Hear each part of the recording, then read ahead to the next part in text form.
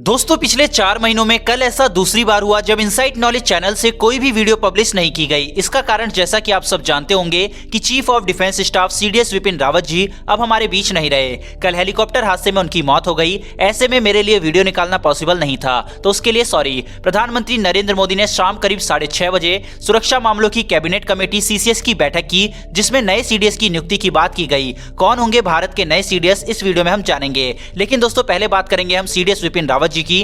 कहते हैं कि संघर्ष के मार्ग पर जो वीर चलता है वही इस संसार को बदलता है। जिसने अंधकार, मुसीबत और खुद से जंग जीती हो, सूर्य बनकर वही निकलता और चमकता है। हम सब भली भांति जानते हैं कि सीडीएस का पद मिलना कितनी बड़ी बात होती है। सीडीएस यानी कि चीफ ऑफ डिफेंस स्टाफ, जो कि जल, थल और वायु तीनों सेनाओं के प्रमुख होते हैं। भारतीय सेना का सबसे ताकतवर हेलीकॉप्टर मी-17 B5 दुर्घटनाग्रस्त हो जाता है और जिसमें चीफ ऑफ डिफेंस स्टाफ और उनकी पत्नी समेत 13 लोगों की जान चली गई। सीडीएस जनरल 17 दिसंबर 2016 में जनरल दलबीर सिंह सुहाग के बाद ही उन्होंने 27वें सेना अध्यक्ष के तौर पर भारतीय सेना की जिम्मेदारी अपने कंधों पर उठा ली थी। 16 मार्च 1958 में उत्तराखंड के पुरी में जन्मे विपिन रावत ने भारत को हमेशा नया आयाम देने की कोशिश की। हिंदुस्तान के इस लाल से चीन और पाकिस्तान जैसे सातिर पड़ोसी देश भी खौफ खाते थे।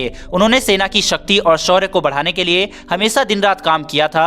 देशभक्ति की आग उनके खून में ही थी, क्योंकि उनके पिता लक्ष्मण सिंह खुद लेफ्टिनेंट जनरल के पद पर रिटायर हुए थे। सीडीएस विपिन रावत ने सेना में लंबे और शानदार सेवा के दौरान पूर्वी सेक्टर में वास्तविक नियंत्रण रेखा पर थल सेना की एक बटालियन का नेतृत्व करने का कारनामा रच दिया था। अनेकों सैनिक ऑपरेशन की कमान संभालने वाले विपिन रावत जी कश्मीर और पूर्वी उत्तर में भी सेना की टुकड़ियों की कमान संभाल चुके हैं। मौजूदा समय में ये सीडीएस के पद पर थे। इन्होंने अपनी 4 दशक की सेवा के दौरान एक brigade commander, general officer commanding in chief, general staff of grade 2 के रूप में एक बड़ी भूमिका निभाई थी। साल 2019 में भारत के पहले सीडीएस बने थे जनरल विपिन रावत जी। 44 साल से ज्यादा भारतीय सेना में अपनी सेवाएं दे चुके थे। दिसंबर 1978 में भारतीय सेना में इनकी एंट्री हुई थी। दिसंबर 2016 में वो सेना अध्यक्ष पद के लिए चुने गए और दिसंबर 2019 में वो सीडीएस बने। और दुर्भाग्यपूर्ण है कि दिसंबर 2022 में आज वो हमारे बीच नहीं रहे। जनरल विपिन रावत की मौत की खबर ने पूरे देश को हिलाकर रख दिया। सवाल उठता है कि खाली हुए इस पद के दावेदार अब कौन है? देश की सुरक्षा की अहम जिम्मेदारी अब किसके कंधों पर होगी? विपिन रावत की मौत की खबर से सरकार और देश दोनों ही सदमे में है, लेकिन सवाल देश की सुरक्षा का है। यही कारण है कि कल शाम सुरक्षा मामलों की कैबिनेट कमेटी सीसीएस की बैठक हुई। इसमें गृह मंत्री अमित शाह, रक्षा मंत्री राजनाथ सिंह समेत कमेटी के सदस्य शामिल हुए।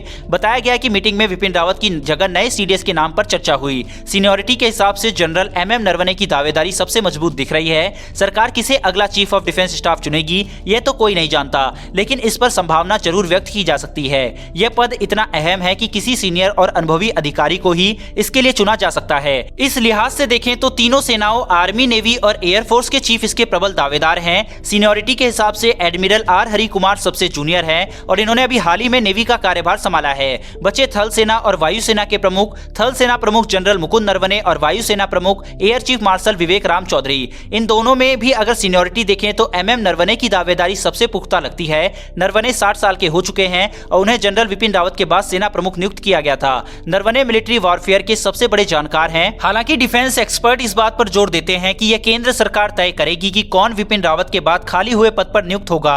उसके अपने मानक होंगे, लेकिन एमएम नरवणे की दावेदारी से इनकार नहीं किया जा सकता। जनरल नरवणे मौजूदा समय में सेना प्रमुख हैं। इससे पहले वो सेना के उत्तरी कमांड के प्रमुख थे। सेना में अपने 4 दशक के कार्यकाल में नरवणे ने कई चुनौतीपूर्ण जिम्मेदारियों को संभाला है। उन्होंने कश्मीर से लेकर नॉर्थ ईस्ट राज्यों में अपनी तैनाती के दौरान आतंकी गतिविधियों को रोकने में अहम भूमिका निभाई है। नरवणे श्रीलंका में 1987 के दौरान चलाए गए ऑपरेशन पवन में पीस कीपिंग फोर्स का हिस्सा रह चुके हैं। जनरल एमएम नरवणे ने 1 सितंबर को भारतीय सेना के उप प्रमुख के पदभार ग्रहण किया था। नरवणे पुणे से ताल्लुक रखते हैं और वो राष्ट्रीय रक्षा अकादमी के पास आउट है। जून 1980 में सिख लाइट इन्फेंट्री रेजिमेंट की 7वीं बटालियन में वो शामिल हुए थे। नरवणे की सबसे चुनौतीपूर्ण क्षेत्रों में काम करने का अनुभव है। उनके पिता मुकुंद नरवणे भारतीय वायुसेना से रिटायर हुए थे और उनकी मां सुधा नरवणे लेखिका और न्यूज ब्रॉडकास्टर थी। जिस तरह की टेंशन फिलहाल एलएसी पर चल रही है, उसको देखते हुए जल्द ही कुछ दिनों में सीसीएस नए सीडीएस पर फैसला ले लेगी। लेकिन हम सदैव सीडीएस विपिन रावत जी को याद करेंगे। उनके तीखे तेवर, आक्रामक शैली, बेबाक अंदाज हमारे दिलों में सदैव जिंदा रहेंगे। इस वीडियो में इतना ही। फिर मिलेंगे दोस्तों डिफेंस से जुड़ी ऐसी एक नई वीडियो के साथ। धन्यवाद। जय हिंद।